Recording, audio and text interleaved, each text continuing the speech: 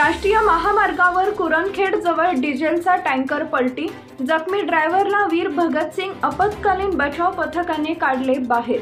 घटनास्थळी नागरिकांची तुफान गर्दी, महामार्गावरील वाहतूक काही काळासाठी विस्कळीत। राष्ट्रीय राज्य महामार्गावर अपघाताची मालिका सुरूच आहे।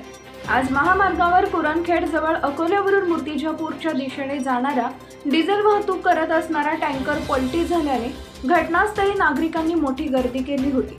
बोरगाव मंजू पोलीस स्टेशनच्या हद्दीत येत असलेल्या कुरणखेड येथील नवी वस्ती जवळ आज सकाळी अकोल्यावरून मूर्तिजापूरच्या दिशेने जात असलेला टँकर क्रमांक GJ12BZ 8520 डिझेल वाहतुकीचा टँकर नवीन वस्ती जवळ पलटी झाला।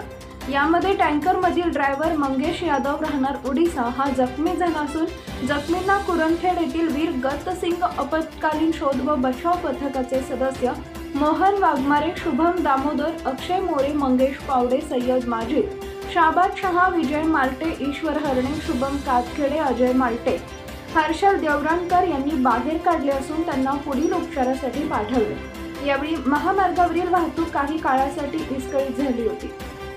घटनेची माहिती मिळताच बोरगाव मंजू पोलिसांनी घटनास्थळी दाखल होऊन पंचनामा सुरू केला। आशिष वानखेडे, अकोला जिल्हा प्रतिनिधी, बुलढाणा, चौफेर न्यूज।